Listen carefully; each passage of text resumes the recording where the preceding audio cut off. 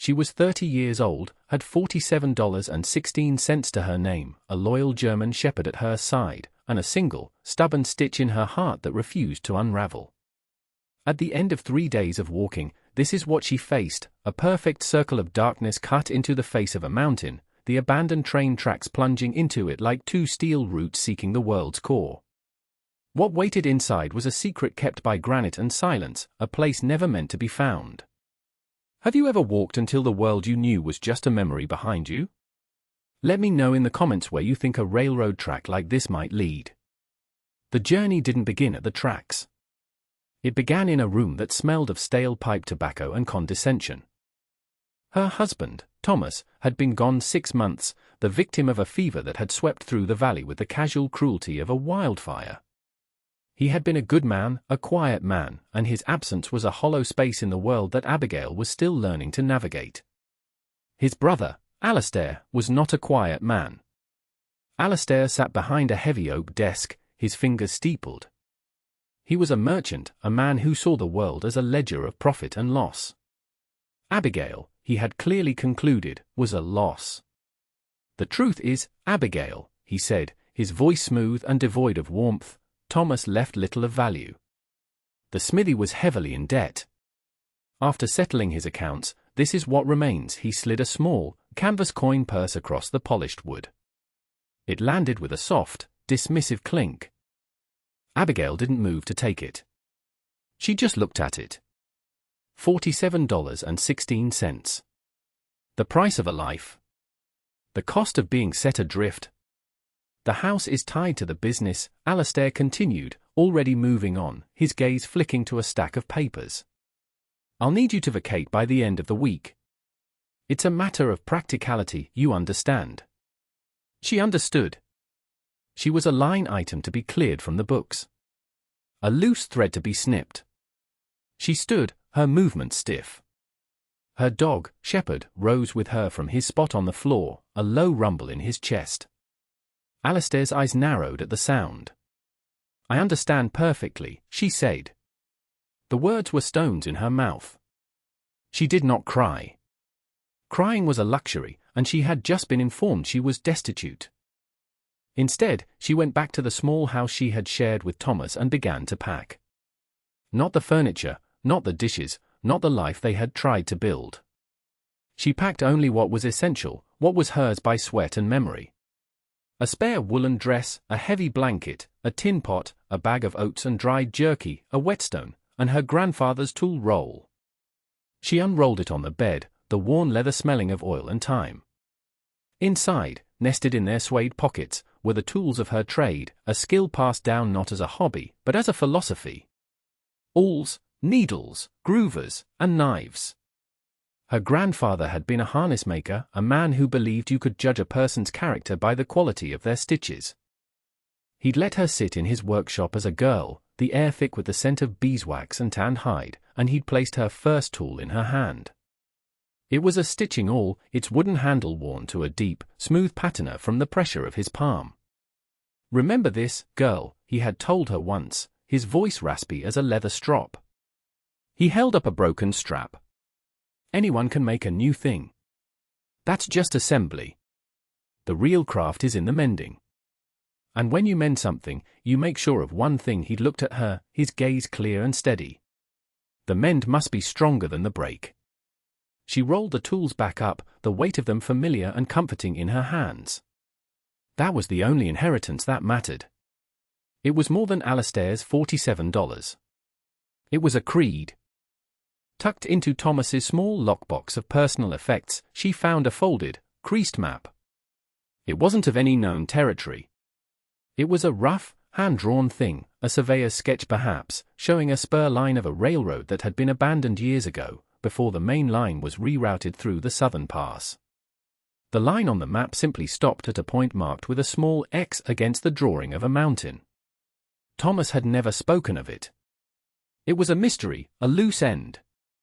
But for Abigail, it was a direction. A direction away from a world that had no place for her. The next morning, with the sun just a pale promise in the east, she closed the door to the house for the last time. She wore her sturdiest boots, a small pack on her back, and carried an old but reliable rifle, more for presence than for purpose. Shepherd trotted at her heel, his senses alert, his presence a silent, steady comfort. She walked out of town without looking back. She found the old, overgrown railway bed just north of the valley and turned to follow it. The rails were rusted, the wooden ties were splintered and half swallowed by weeds and earth. But they pointed a way forward. That was enough. The first day was a trial of muscle and will. The sun beat down, and the air was thick with the hum of insects. The ballast, the crushed rock between the ties, was uneven and treacherous, turning her ankles and forcing a slow, deliberate pace. Shepherd ranged ahead, his nose to the ground, then circled back, his panting breath a rhythmic counterpoint to the crunch of her boots. They stopped only to drink from a small, clear stream that cut across the tracks, the water so cold it made her teeth ache. She shared a piece of jerky with the dog and ate a handful of oats herself, saving her meager supplies. The world shrank to the next step, and the one after that. The further she walked, the more the memory of Alistair's polished desk and dismissive tone faded, replaced by the immediate, honest reality of the sun on her skin and the ache in her legs. The landscape began to change, the gentle valley floor giving way to rolling hills and stands of pine that smelled sharp and clean. By evening, she was exhausted. She made a small, smokeless fire in a shallow pit, using a flint and steel from her pack. She boiled some oats in her tin pot and ate them slowly, feeling the warmth spread through her. Shepherd lay with his head on his paws, watching the shadows lengthen, his ears twitching at the sound of every snapping twig. The silence out here was different from the silence in her empty house. It wasn't a hollow absence, it was a living presence, filled with the whisper of wind in the pines and the distant call of a night bird. She rolled herself in her blanket, the rifle beside her, the leather tool roll a hard lump under her head. For the first time in months, she slept without dreaming. The second day, the tracks began to climb. The ascent was gradual but relentless. The air grew thinner, cooler. The mountains, which had been a distant blue line on the horizon, now loomed over her, their granite faces scarred by time and weather. She saw no one. No sign of human life at all, save for the decaying railway line she followed. It was as if she were walking into a forgotten chapter of the world. Her thoughts turned inward. She thought of Thomas, not with the sharp agony of fresh grief, but with a gentle, aching sadness. He would have liked the quiet of this place. He would have appreciated the stubborn persistence of the trees growing on the steep slopes. She remembered her grandfather's hands, calloused and strong, deftly guiding a needle through thick leather. The mend must be stronger than the break. She looked at her own hands, chapped and sore from the walk. She was broken, yes. Cast off. But the mending had begun. Every step was a stitch, pulling the frayed edges of her life together. She felt a flicker of something she hadn't felt since before Thomas fell ill. Not happiness, but a quiet, fierce resolve. A sense of purpose. Late in the afternoon, Shepherd suddenly stopped, a low growl vibrating in his chest. Abigail froze, her hand going to the rifle. Ahead, partially hidden by a thicket of overgrown shrubs, a section of the track had washed away, leaving a deep, 20-foot gully. The rails hung in the air, twisted and surreal. The end of the line. For a moment, despair washed over her. It was a fool's errand, a map leading to a dead end. Shepherd, however, wasn't looking at the washout. He was looking down into the gully. He whined, a soft, questioning sound. Abigail cautiously approached the edge. Down below, a narrow game trail, almost invisible from above, wound its way across the gully floor and up the other side. It was a path. Not for a train, but for life. For deer, for bear, for anything determined enough to pass. She looked at her dog, who looked back at her, his intelligent eyes expectant. "All right, boy," she murmured, her voice hoarse. "You lead the way." The descent was difficult, half climbing, half sliding down the steep, earthen bank. But they made it.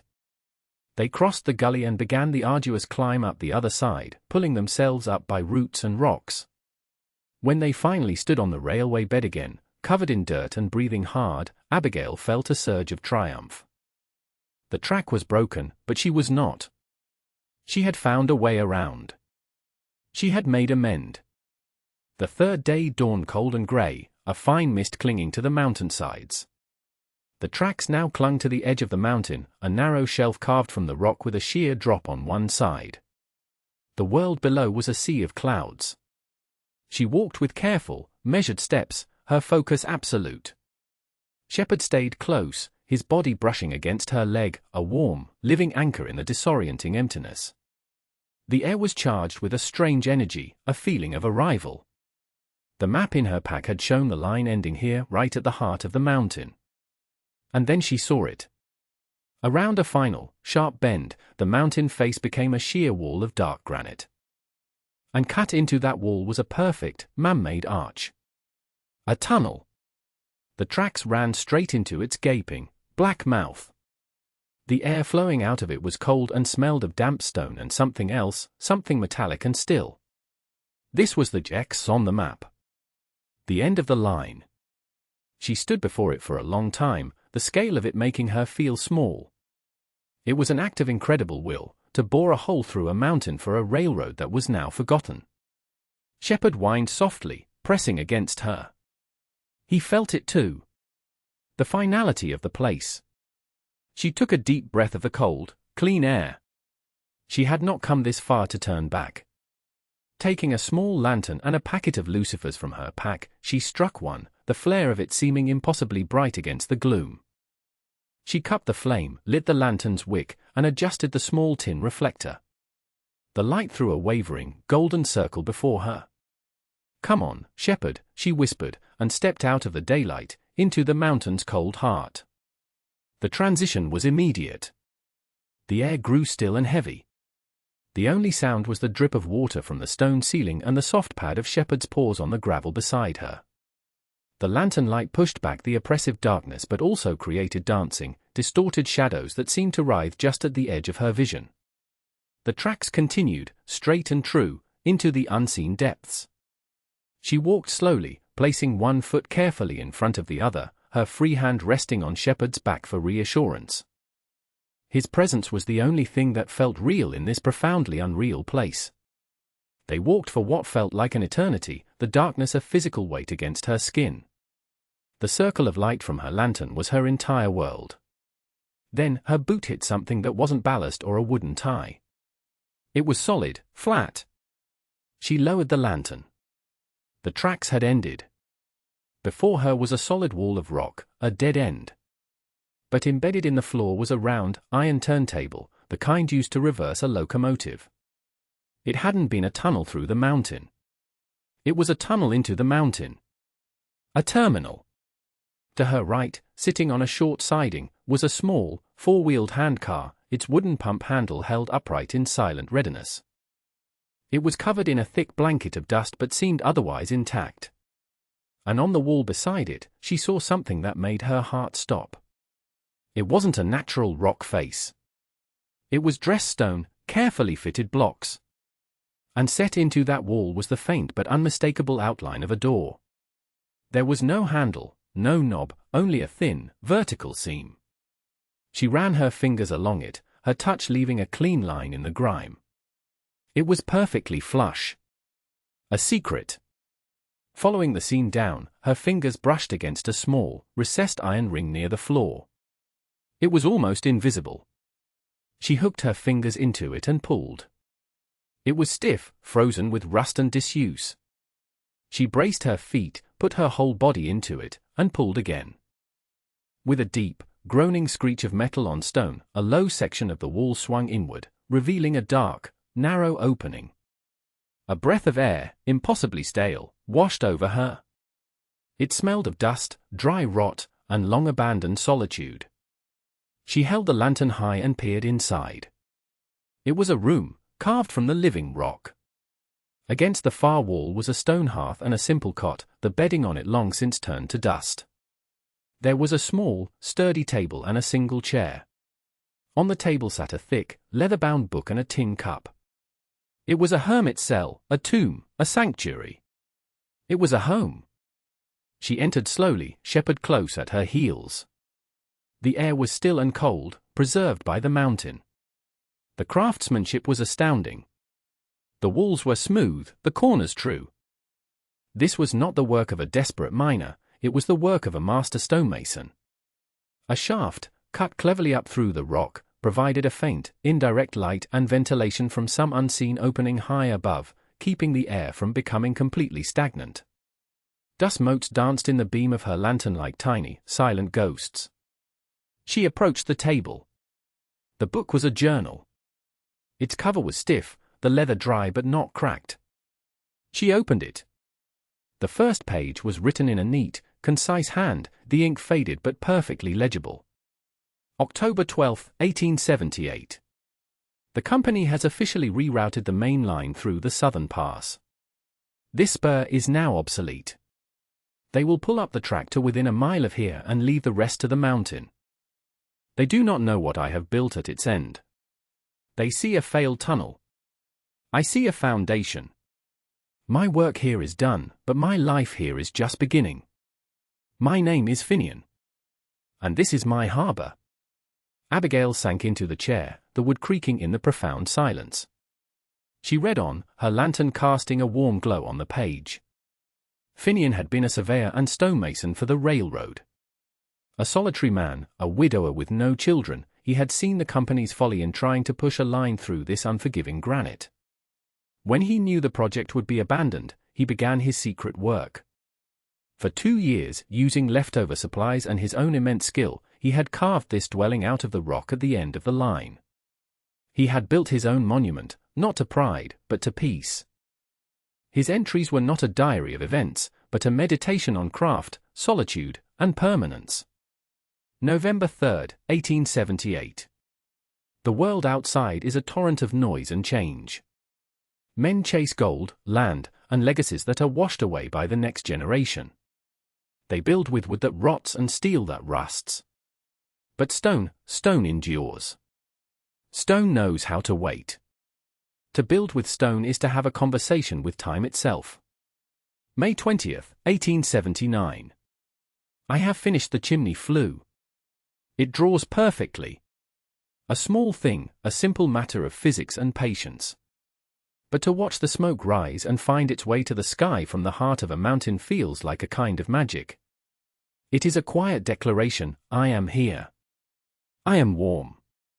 September 4, 1881. I live on what the mountain provides. There are rabbits in the high meadows and hardy greens in the summer. A trapper named Rowan passes through once a season. A gruff man. We trade.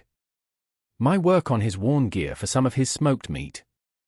We speak few words, but we understand each other. Competence is its own language. Abigail's breath caught in her throat. A trapper named Rowan. The name felt like a bridge from this man's past to her own uncertain future. She continued to read, mesmerized. Finian wrote of the changing seasons as seen from the tunnel's mouth, the patterns of light and shadow, the deep, resonant silence of winter. He wrote of his philosophy, one that echoed her grandfather's in a different key. July 16, 1884.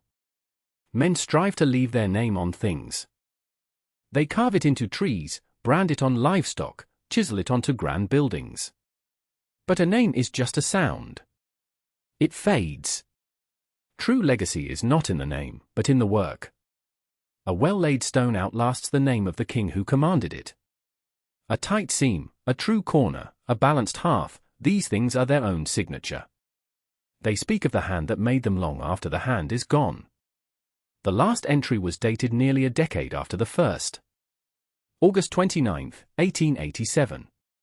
My heart grows tired. The conversation with time is becoming a monologue. I do not fear the end. I have lived in a place of my own making, a place of peace. I wonder if anyone will ever find this harbor. Perhaps not. Perhaps the mountain will keep my secret forever. But if, by some strange chance, another soul finds their way to the end of this forgotten line, I hope they are one who understands the language of stone and silence.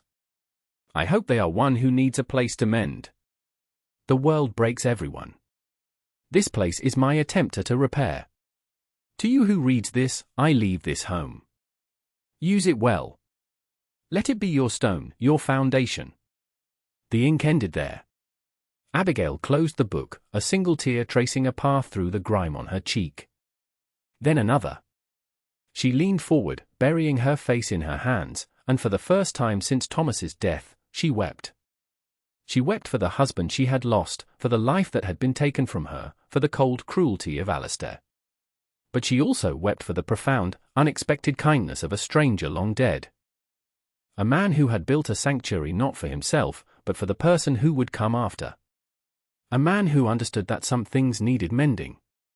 She cried until there were no tears left, only a great, quiet calm. Shepherd rested his heavy head on her lap, a warm and comforting weight.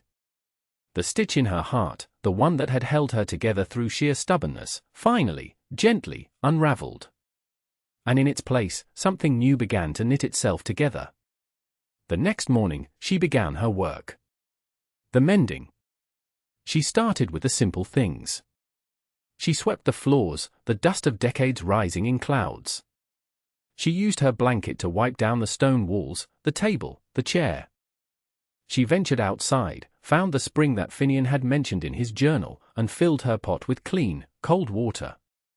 She gathered firewood. She was methodical, her movements imbued with a new sense of purpose. This was not just a shelter, it was a trust. A legacy. Her $47 was a pittance in town, but here, it was a small fortune. It was seed corn for a new life. She inventoried her supplies. The oats would last a few more days. The jerky was gone. She needed to learn the mountain. A few weeks later, as the first hints of autumn began to color the high meadows, she met him. She was checking a line of simple snares she'd fashioned near a game trail when a tall, lean man with a weathered face and a quiet watchfulness about him emerged from the trees. He carried a long rifle and a pack of furs. Shepherd gave a single, low bark, but did not move. The man stopped, his eyes taking in Abigail, her rifle, her dog, and the snares. "Those won't hold a thing bigger than a squirrel," he said. His voice was a low rasp, like stones tumbling in a creek bed. Abigail stood her ground. "I'm a fair hand with a needle and all," she replied, her voice steady. "But a poor one with a snare, it seems." The man's eyes flickered with a brief spark of interest. He nodded slowly. "Rowan," he said, by way of introduction.